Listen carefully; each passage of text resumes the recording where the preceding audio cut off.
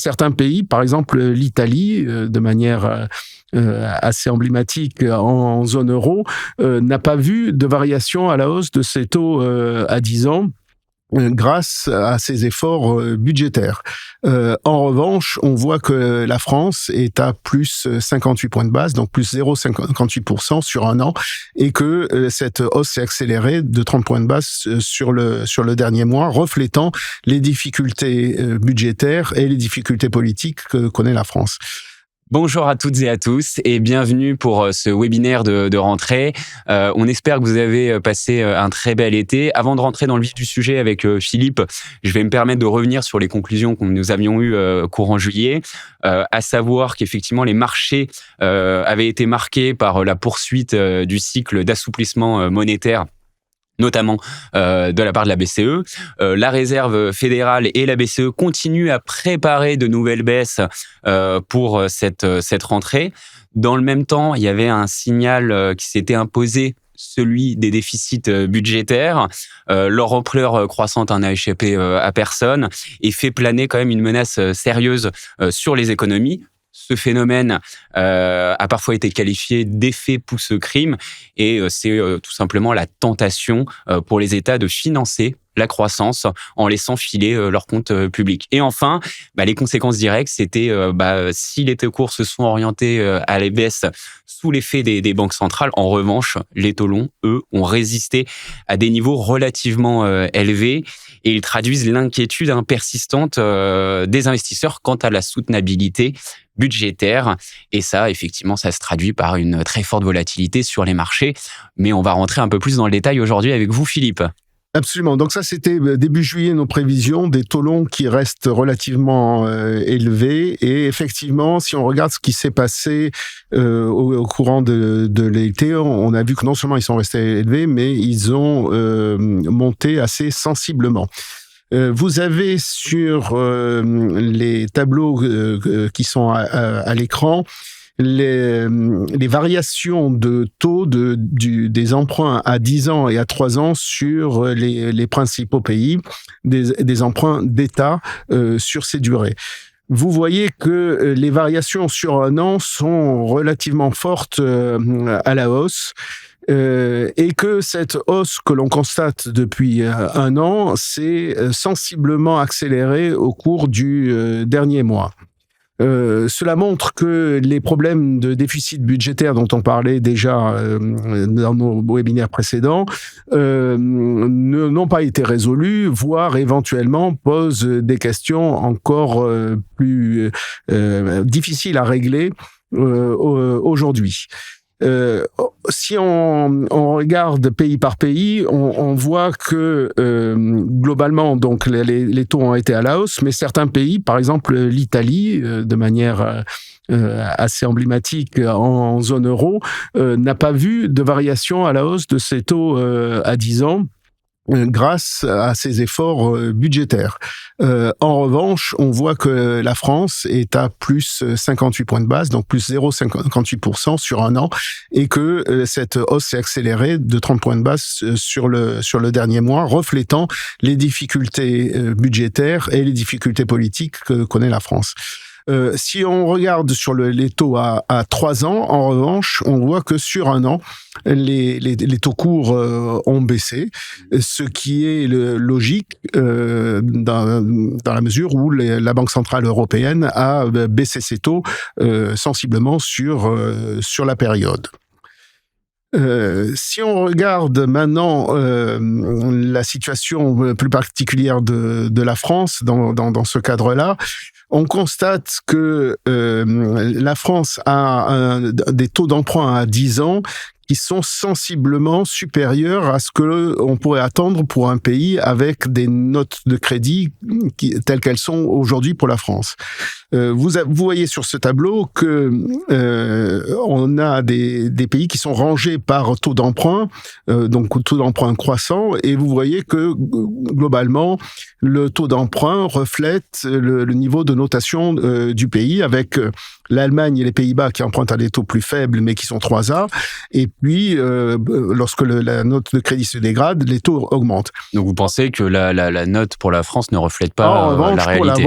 Pour la France, on a un décalage clair entre la notation qui est de AA- et le taux de 3,60, preuve que les marchés considèrent que la notation de la France ne reflète pas la santé budgétaire du pays. Et on voit que ce décalage entre la notation et le taux est assez sensible. Sur ce graphique, vous avez l'évolution de l'écart de taux entre la France et l'Allemagne, de l'écart de taux à 10 ans, et cela sur un an. Et vous voyez que on est aujourd'hui avec de l'ordre de 0,80% d'écart de taux, à un niveau très élevé d'écart entre la France et l'Allemagne, et que cela reflète la situation politique, l'absence de visibilité sur la politique budgétaire. On rejoint ainsi les niveaux qui avaient déjà été atteints lors des précédents problèmes politiques en France. On l'a vu, la hausse des taux longs et la baisse des taux courts fait que les courbes des taux ont continué à se pontifier. La courbe des taux française est maintenant assez pentue, la courbe allemande également, et il est probable que cette pontification des courbes va se poursuivre en tant que les problèmes n'ont pas été résolus sur la dette et que les taux longs continuent à monter. Et tant qu'il n'y a pas de raison pour les banques centrales de monter leurs taux, mais au contraire de les baisser. On a le même phénomène aux États-Unis, sur la courbe des taux américaine, où on voit une nette pontification avec la courbe rouge, donc qui est la courbe actuelle, comparée à celle que l'on avait, la courbe jaune, en fin d'année dernière. Ceci s'accompagne d'un resserrement des écarts de taux entre les emprunts des entreprises et les emprunts d'État. On le voit, la situation d'endettement est plus problématique pour les États qu'elle ne l'est pour les entreprises. Les investisseurs ont plus confiance dans les entreprises que dans les États aujourd'hui. Les entreprises ont surveillé leur endettement, l'ont réduit la plupart du temps sur ces dernières années, pendant que les États, eux, voyaient leur niveau d'endettement continuer à s'accroître très sensiblement. On vous a donné ici quelques exemples. Donc là, c'est les écarts de taux entre certains émetteurs et l'échéance du Bund, c'est-à-dire de l'emprunt d'État allemand, sur la même durée. Vous voyez que sur les deux graphiques de gauche, que ce soit Tenet, qui est un opérateur de réseau électrique, ou Bosch, l'écart de taux n'a cessé de se réduire. Et on atteint aujourd'hui des niveaux très faibles d'écart de taux par rapport aux emprunts d'État. Sur la droite, vous avez deux émetteurs qui sont deux émetteurs français, un bancaire BFCM et un industriel EDF, mais proche de l'État. Là, vous voyez que les écarts de taux se sont aussi réduits, mais si vous regardez la partie la plus récente, donc à droite de la courbe, vous voyez qu'il y a un accroissement donc de cet écart de taux de ces émetteurs français par rapport aux emprunts d'État allemands, qui reflètent là aussi la mauvaise perception de la France par les marchés. On retrouve ces mêmes éléments donc de resserrement des spreads de crédit sur la performance des indices obligatoires corporate et souverains, donc des entreprises et des souverains. Vous voyez que l'indice des entreprises fait beaucoup mieux que l'indice souverain. Ça, c'est pour ce qui s'est passé sur les marchés durant l'été, à un moment où nous n'étions pas là pour faire nos webinaires. Si on regarde maintenant ce qui pourrait se passer dans les mois qui viennent, et pour cela que l'on regarde les données macroéconomiques, On constate, comme on le disait un peu déjà avant l'été, que finalement la croissance résiste beaucoup mieux, en tous les cas mieux que ce qui était attendu précédemment. Ce que l'on vous a donné ici, ce sont les évolutions de prévision pour 2025 du FMI, donc d'évolution du PIB pour les différents pays. On voit que pour l'ensemble du monde, en avril, c'est-à-dire au moment où les États-Unis ont commencé à mettre en place les droits de douane, le FMI était assez pessimiste sur les conséquences de ces droits de douane sur la croissance économique, et donc avait revu ses prévisions assez sensiblement à la baisse, faisant passer la prévision mondiale de 3,3 à 2,8. Et la prévision pour les États-Unis de 2,7 à 1,8 et pour la zone euro de 1 à 0,8. Et puis, pendant les mois qui ont suivi, on a vu des indicateurs d'activité économique qui étaient moins mauvais que ce qui était anticipé. Et donc, le FMI a relevé ses prévisions en juillet pour revenir sur 3% sur la croissance mondiale, 1,9% pour les États-Unis et 1% pour la zone euro. On notera que la France, elle est restée à 0,6. Donc cela montre que finalement, pour l'instant, l'activité résiste et on le constate aussi à travers l'évolution des indices PMI sur 12 mois, qui sont des indices d'activité.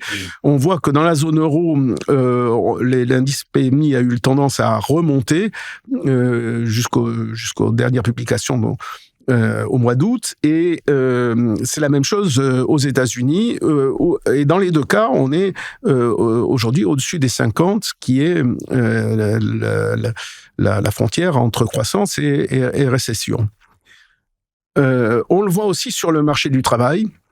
Si on regarde là aussi les dernières publications, on voit que le taux de chômage de la zone euro a légèrement baissé et non pas augmenté comme on pouvait s'y attendre. Et aux États-Unis également, le taux de chômage est stable, donc un marché du travail qui reste tendu. Et ceci malgré la mise en place des droits de douane. Donc on ne voit pas pour l'instant les effets d'un ralentissement sur les statistiques américaines.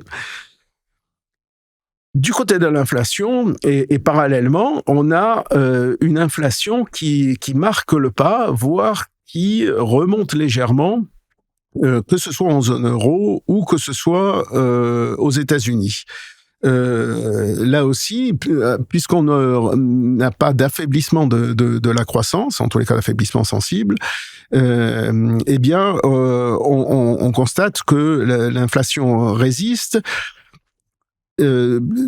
Cette inflation, elle est liée essentiellement aux services. On voit que en zone euro, on est passé de 2 à 2,1. Aux États-Unis, on reste sur des niveaux de 2,7, mais l'indice core PCE, qui est l'indice hors énergie, produits alimentaires, remonte légèrement de 2,8 à 2,9. Donc, on ne voit pas pour l'instant véritablement d'effet des droits de douane dans l'inflation américaine. Ce n'est pas pour autant qu'on ne les verra pas dans les semaines et les mois qui viennent, mais on constate que on n'est plus dans une situation de baisse de l'inflation.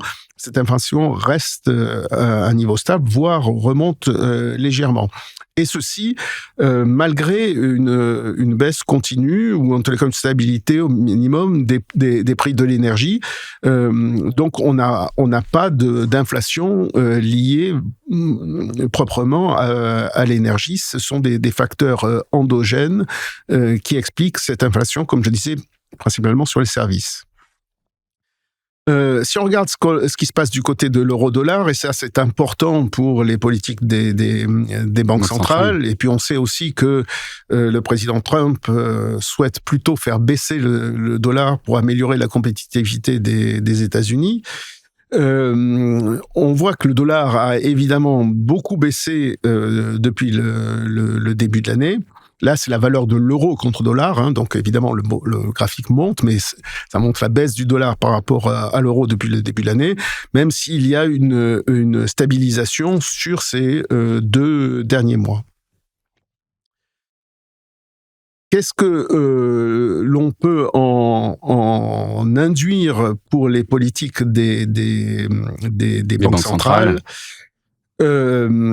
Alors, les pressions sur la Fed de la part de Trump sont importantes pour qu'elle baisse ses taux. Et on a vu les manœuvres qu'il a entrepris pour changer le conseil des gouverneurs de la Fed et les problèmes que ça pose en termes d'indépendance des banques centrales. Mais au-delà de ça, il est probable effectivement que la Fed, qui n'a pas encore baissé ses taux cette année, le fasse au cours de sa prochaine réunion, même si ça sera de manière plutôt faible, compte tenu, encore une fois, des déficits budgétaires importants aux États-Unis, d'une inflation qui ne baisse plus, et des incertitudes que font peser les droits de douane sur la situation des prix aux États-Unis. Donc, il est probable... C'est vrai que les chiffres montrent, il y a 90% de chances qu'effectivement, il baisse ses taux à septembre. En revanche, en octobre, il y a plutôt un espèce donc il est probable que la Fed restera prudente tout de même, compte tenu d'un environnement qui est relativement peu clair, pour dire le moins. Sur la BCE, en revanche, la BCE a baissé sensiblement ses taux depuis le début de l'année. Il est probable qu'elle va marquer un palier en septembre, compte tenu là aussi des données que l'on vient d'évoquer, c'est-à-dire une croissance qui est plutôt plus résistante que ce qui était attendu et une inflation qui est aussi plus résistante. Elle devrait poursuivre sa baisse des taux d'ici de la fin de l'année, mais sans doute à un rythme beaucoup plus lent que ce qu'elle a fait durant le premier semestre. Voilà. Alors, si on regarde ce que nous avons fait en fonction de ces éléments-là sur le fonds que nous conseillons, qui est géré par la société Autingre, la société de gestion Autingre, et dont nous sommes les conseillers, puisque notre métier, c'est un métier de conseil en investissement. Eh bien, on voit sur ce graphique, là c'est la courbe bleue, que on a laissé la vie moyenne du portefeuille s'infléchir légèrement du fait justement des risques qui pesaient sur les taux longs. Et on a continué à maintenir une part de France relativement faible dans le portefeuille, de l'ordre de 20-25%. Là aussi, compte tenu des incertitudes politiques existantes. Et puis, on maintient un niveau d'investissement sur les émetteurs à haut rendement relativement faible, compte tenu là aussi de ces écarts de taux par rapport à l'État qui sont très bas et donc d'une rentabilité moins évidente sur ces emprunteurs. Du coup, nos anticipations. Alors, malgré le brouillard et l'incertitude, il faut tout de même essayer de se déterminer. Et donc, on l'a dit, les banques centrales devraient continuer à baisser leurs taux d'ici la fin de l'année. Dès ce mois-ci, probablement pour la Fed, un peu plus tardivement pour la BCE. Cette baisse des taux n'aura pas nécessairement un impact favorable pour les taux longs parce que évidemment plus les banques centrales baissent leurs taux, moins on peut penser que l'inflation va régresser dans l'avenir, et donc les données que l'on a montrées pour la croissance et l'inflation vont continuer à peser sur les taux longs, et surtout les problèmes de déficit budgétaire et en particulier en France où s'ajoute une incertitude politique très élevée, qui va amener les marchés à rester relativement incertains et à peser sur les taux longs, en particulier français. Donc des courbes de taux qui devraient continuer à se pontifier, principalement par l'effet de hausse des taux longs, même si on a atteint déjà des niveaux relativement élevés si on les mesure par rapport au niveau d'inflation actuel. L'incertitude en France et la situation budgétaire militent pour continuer à avoir une exposition à la France limitée. Ça ne veut pas dire qu'il faut vendre tout ce qui, tous les emprunts mais il faut être français, sélectif et être prudent. Mais il faut continuer probablement à diversifier les portefeuilles et garder une part raisonnable sur la France. Et puis, il faut probablement continuer à observer les spreads de crédit, les écarts de taux entre les emprunts des entreprises et ceux des États, parce que à force de se réduire, il arrivera probablement un moment où ça vaudra la peine de regarder s'il n'est pas intéressant de revenir vers la dette d'État. Alors, comme on l'a dit, l'incertitude est encore trop grande aujourd'hui pour cela, mais c'est tout de même quelque chose qu'il faudra observer dans les mois qui viennent. Très bien. Merci beaucoup Philippe. On espère qu'on a pu un peu vous éclairer, comme disait Philippe, avec ce brouillard un peu incertain aujourd'hui. N'hésitez pas, si vous avez des questions, à revenir vers nous, des interrogations, avec plaisir pour échanger là-dessus. Et puis au plaisir de se retrouver d'ici le mois prochain. À bientôt. Au revoir.